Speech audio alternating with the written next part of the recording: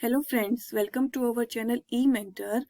आज की वीडियो में हम लोग डिस्कस करेंगे क्वेश्चंस जो अभी तक पूछे गए हैं लॉ ऑफ वेरिएबल प्रोपोर्शन से related. So let's start our today's session.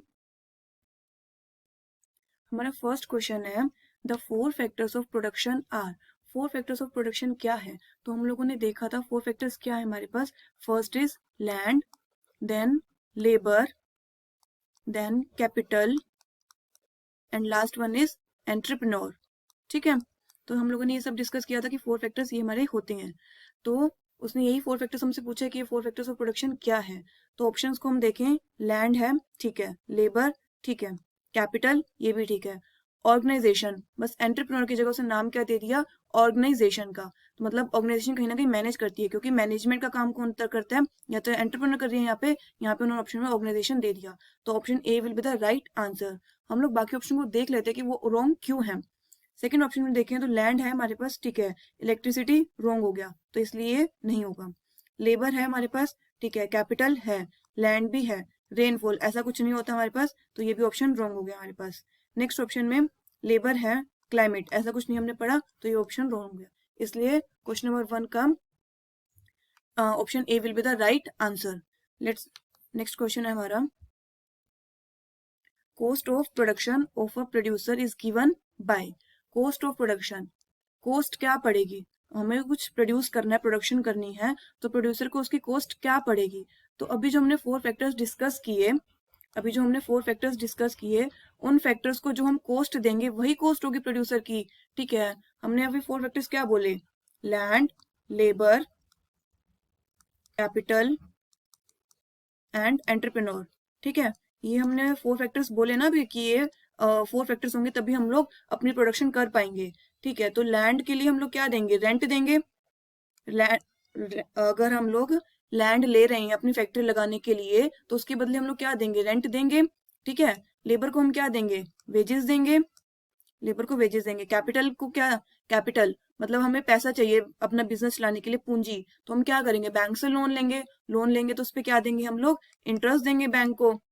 और एंटरप्रेन्योर खाली तो ऐसे काम नहीं कर रहा होगा, कुछ प्रॉफिट लेगा, ये प्रॉफिट लेगा या फिर सैलरी लेगा। ठीक है, तो प्रॉफिट लेगा हमारे पास एंटरप्रेन्योर। तो यही कॉस्ट हो जाएगी ना प्रोड्यूसर की प्रोडक्शन करने के लिए, बिकॉज दीज आर इनपुट्स। ये सारे क्या है, four factors of production basically क्या है, इनपुट है। ये हम इनपुट लगाएंगे बिजनेस के अंदर तब हमें कुछ आउटपुट मिलेगा ना। तो उनको देने के लिए ये सारे क्या हो गए, हमारे खर्चे हो गए, ये सारे खर्चे हो गए, ये सारी कॉस्ट हो गई प्रोड्यूसर के लिए।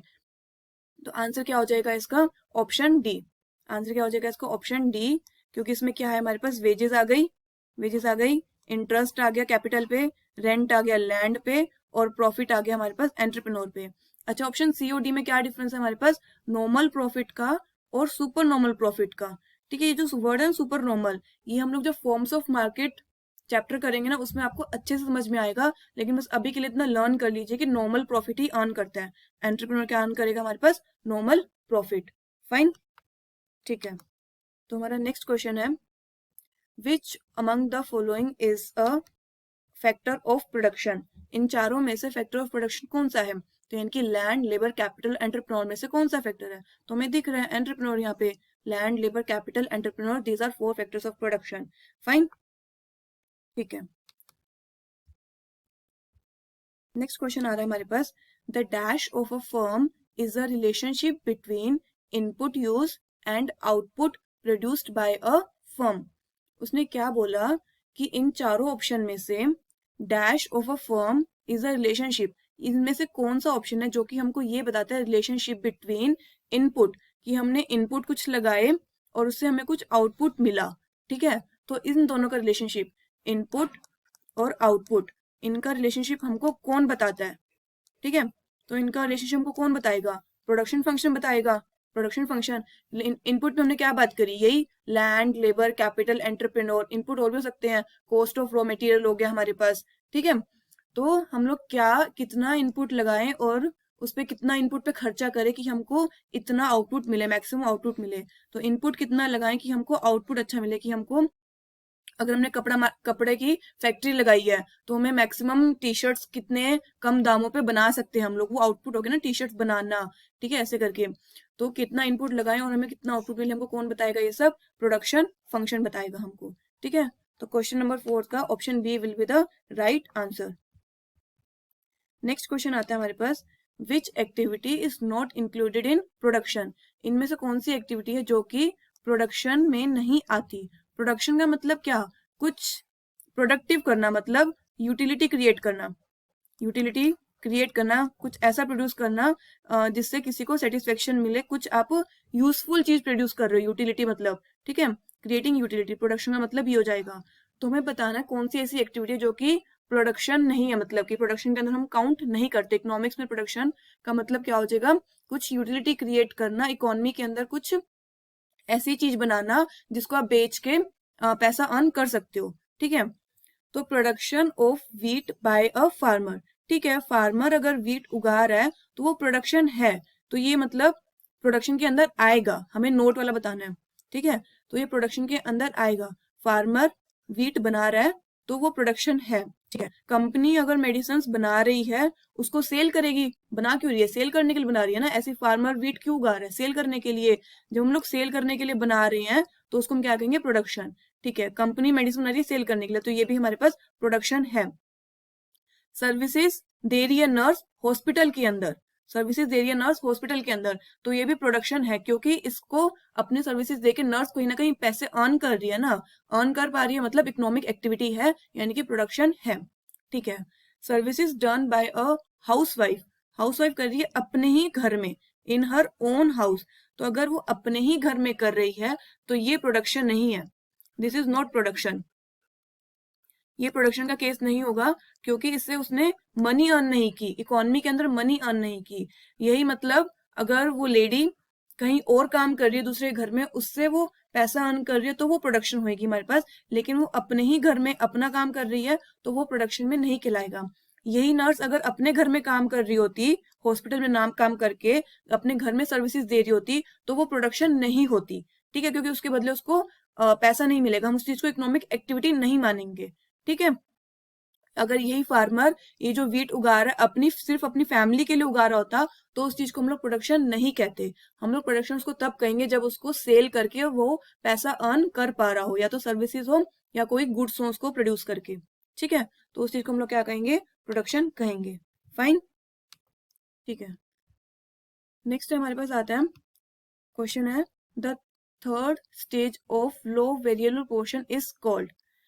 लॉ ऑफ वेरिएबल प्रोपोर्शन का थर्ड स्टेज को हम लोग क्या कहते हैं, ठीक है। तो हमने लॉ ऑफ वेरिएबल प्रोपोर्शन को अच्छे से डिस्कस किया था, हमने क्या देखा था, टीपी कर्व, टीपी कर्व कैसे होती थी हमारे पास, ऐसे, ठीक है, ये हमारे पास टीपी कर्व होती थी फर्स्ट, एक सेकेंड, और एमपी कर्व कैसे होती थी हमारे पास, ये ऐसे होती थी,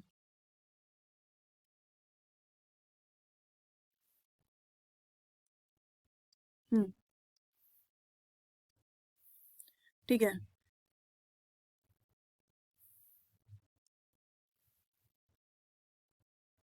एक सेकेंड, एक सेकेंड,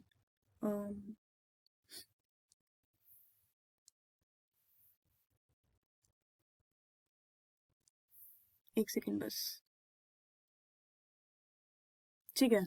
तो हमने अपना लॉ ऑफ वेरिएबल प्रोपोर्शन को देखा था, हमने क्या डिस्कस किया था कि टीपी, टीपी हमारे पास फर्स्ट क्या होती है, first increases at increasing rate, ये स्लोप है ना हमारे पास, फ्लैट से क्या हो रहा है, स्टीप हो रहा है, तो फर्स्ट इंक्रीजेस एट, ये स्टेज 1 है हमारे पास, ये स्टेज 2 है, और ये स्टेज 3 है लॉ ऑफ वेरिएबल प्रोपोर्शन की, ठीक है।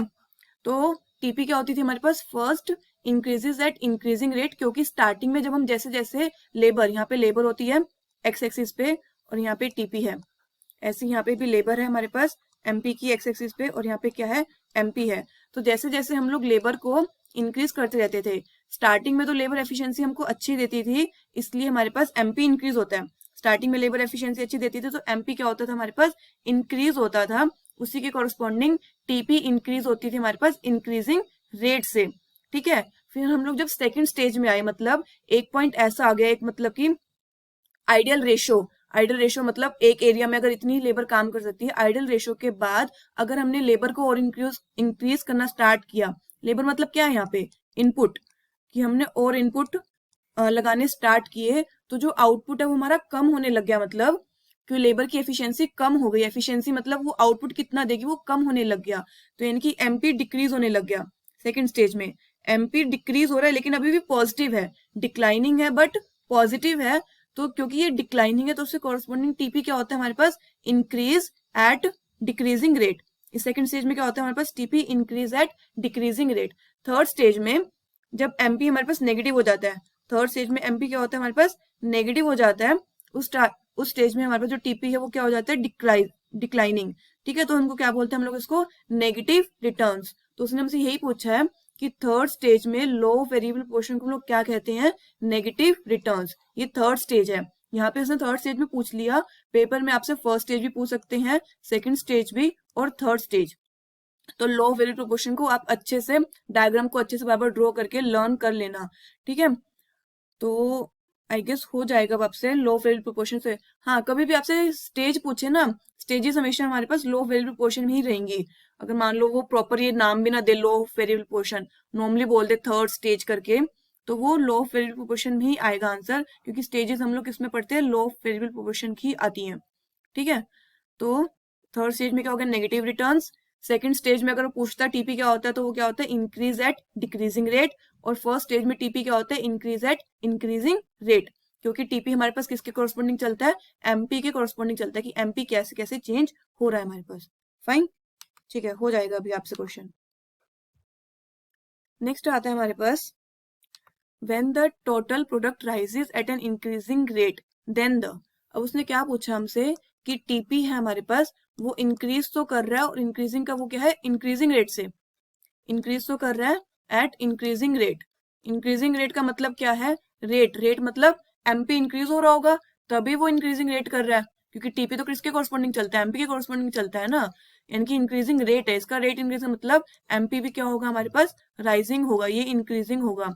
तो उसने हमसे यही पूछा है, तो एमपी क्या होगा उस केस में हमारे पास, एमपी इज राइजिंग। अभी हमने डायग्राम से इसको डिस्कस भी किया। फाइन, ठीक है, तो option B will be the right answer. So question number 8 क्या कहता है हमको, dash is defined as the output per unit of variable input. मतलब क्या, आउटपुट का मतलब क्या हमारे पास, आउटपुट मतलब टोटल प्रोडक्ट, ठीक है, और per unit of variable input, variable input का मतलब number of labours, number of labour हम लगा रहे थे ना, ठीक है, तो टोटल प्रोडक्ट बाय में नंबर ऑफ लेबर, ये हमको कौन बताता है, एवरेज प्रोडक्ट। एवरेज प्रोडक्ट को हमने डिस्कस किया था ना लास्ट क्लास में, तो ये वही है एवरेज प्रोडक्ट, कि हमारी जो टोटल प्रोडक्शन हो रही है उस पर हमने कितनी लेबर लगा रखी थी, तो उनकी एवरेज प्रोडक्शन कितनी हुई। एवरेज तो हम ऐसे निकालते हैं ना, टोटल बाय में नंबर ऑफ क्वांटिटी, यहाँ पे क्वांटिटी क्या है कि लेबर, लेबर वो कितनी प्रोडक्शन कर रही है। ठीक है, तो option D will be the right answer. ठीक है, नेक्स्ट क्वेश्चन है हमारे पास, when marginal product of labour is greater than average product of labour. ठीक है, तो उसने क्या बोला, MP of labour is greater than AP. अब वही एमपी और एपी का रिलेशन पूछ रहा है वो हमसे, तो जब एमपी ज्यादा होगा, एमपी ज्यादा होगा उस केस में क्या होता है हमारे पास, AP is rising, AP rise करेगा ना, क्योंकि जब हमारे पास फर्स्ट केस में एमपी राइजिंग है यानी कि एफिशिएंसी अच्छी आ रही है, तो टीपी एमपी राइजिंग मतलब कि टीपी राइजिंग, टीपी राइजिंग यानी कि इसका एपी का जो न्यूमरेटर है वो राइजिंग, तो यानी कि एपी इज राइजिंग। तो एपी राइजिंग कौन से ऑप्शन में हमारे पास, बी ऑप्शन में, average product of the labour is increasing. ठीक है, तो option B will be the right answer. Fine, next question आता है हमारे पास, dash says the marginal product of a factor input initially rises with its employment level। ठीक है, but after reaching a certain level of employment it start falling। तो ये हमको कौन सा लॉ बताता है, ठीक है, तो यही पढ़ा हमने लॉ ऑफ वेरिएबल प्रोपोर्शन में, कि जो हमारे पास मार्जिनल प्रोडक्ट है वो पहले हमारे पास इंक्रीज होता है, जैसे जैसे हम लेबर को इंक्रीज करते हैं तो स्टार्टिंग में तो हमारे पास एमपी इंक्रीज होता है, लेकिन एक आइडियल रेशो के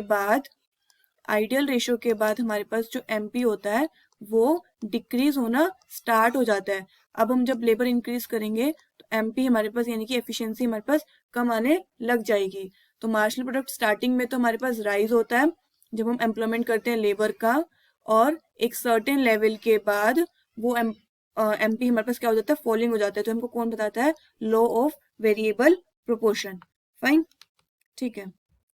नेक्स्ट क्वेश्चन आता है हमारे पास, dash of an input is defined as the change in output. Output में चेंज, देखो आउटपुट का मतलब क्या, आउटपुट इज टोटल प्रोडक्ट, ठीक है, आउटपुट इज टोटल प्रोडक्ट। और change in total product, change in TP, change in TP तो क्या होता है हमारे पास, एमपी, क्योंकि एमपी का मतलब ही क्या होता है, एडिशनल, एडिशनल या फिर चेंज, एडिशनल या फिर चेंज, कि हम लोग जैसे जैसे अपने लेबर को बढ़ाते रहेंगे, चेंज करेंगे, तो वो एडिशनल और कितनी एफिशिएंसी और कितना एमपी लेकर आती है, मार्जिनल प्रोडक्ट हो जाता है। यही मार्जिनल प्रोडक्ट हमारे पास टीपी में ऐड होता रहता है, ठीक है। तो उसने क्या पूछा हमसे, चेंज इन आउटपुट, आउटपुट में कौन चेंज करता है, हमारे पास एमपी करता है, ठीक है। पर unit of change in input, input क्या है यहाँ पे हमारे पास, लेबर, लेबर हमारे पास क्या होती है, हमारी इनपुट रखती है, होती है हमारी। व्हेन ऑल अदर इनपुट्स, बाकी सारे इनपुट्स क्या आते हैं हमारे पास, लैंड, कैपिटल, एंटरप्रेन्योरशिप, इनको हमने क्या रखा हुआ था, कांस्टेंट रखा हुआ था। तब हम जब लेबर अपनी इंक्रीज करते हैं तो उससे हमारे पास एमपी चेंज होती है, यानी कि हर एक लेबर आने से उसकी एफिशिएंसी पता चलती है क्या आ रही है, और उससे हमारे पास हमारा टीपी चेंज होता है। तो इस चीज को कौन डिफाइन करता है, change in output, change in TP, तो हमको एमपी डिफाइन करता है, ठीक है। तो option A will be the right answer. Fine, last question है हमारा, dash is the relationship between variable input and output keeping all other inputs are held constant, ठीक है। तो उसने हमसे क्या पूछा कि इनपुट और आउटपुट, इनपुट और आउटपुट का रिलेशन हमको कौन बताता है जब हमने सारे फैक्टर्स को कांस्टेंट रखा, ठीक है। तो इनपुट और आउटपुट का रिलेशन एक तो हमको कौन बताता है, प्रोडक्शन फंक्शन बताता है, वो ऑप्शन में हमको दिख नहीं रहा है प्रोडक्शन फंक्शन। तो यहाँ पे हमको कौन बताएगा इसका, इनपुट और आउटपुट का रिलेशनशिप कौन बताएगा हमको, टोटल प्रोडक्ट बताएगा, कि हम कितना इनपुट लगा रहे हैं, यानी कि हम कितनी लेबर लगा रहे हैं, और उससे वो हमको कितना प्रोडक्शन वो करके दे रही है, हम कितनी लेबर लगा रहे हैं और उससे हम कितनी प्रोडक्शन कर रहे हैं, और हमने बाकी सारे इनपुट्स को कांस्टेंट रखा हुआ है। वेरिएबल इनपुट है ना लेबर, तो हमारे पास लेबर के हमारे पास यहाँ पे वेरिएबल इनपुट है, वेरिएबल इनपुट, ठीक है, ये वेरिएबल इनपुट है हमारे पास। और जो हमने अपने फिक्स कौन से रखे हुए हैं, कांस्टेंट कौन से रखे हुए हैं, लैंड, कैपिटल, एंटरप्रेन्योरशिप। तो हम जब लेबर को इंक्रीज कर रहे हैं, लेबर को इंक्रीज कर रहे हैं, तो उससे हमारे पास टीपी इंक्रीज होती है, टोटल प्रोडक्ट इंक्रीज हो रहा है हमारे पास, तो वो हमारे पास आउटपुट हमको बता रहा है। एफिशिएंसी इंक्रीज होगी तो हमारे पास आउटपुट ही आएगा ना, अच्छा, ठीक है। तो हमको इसके बीच में रिलेशन कौन बताता है, हमको टोटल प्रोडक्ट बताता है, क्योंकि एवरेज प्रोडक्ट तो हमको क्या बताता है, टीपी बाय में number of labour, number of labour, number of labour, ये हमको एवरेज प्रोडक्ट बताता है। तो हमको आउटपुट और इनपुट का रिलेशन तो ये नहीं बताता हमको, आइसोक्वांट और ऐसा हमने कुछ नहीं पढ़ा इस चैप्टर में, ठीक है। तो option A will be the right answer. I hope कि अब आपको समझ में आ गए होंगे, इस चैप्टर से इतने ही क्वेश्चन बनते हैं और अब आपके हो जाएंगे solve. Fine, thank you so much.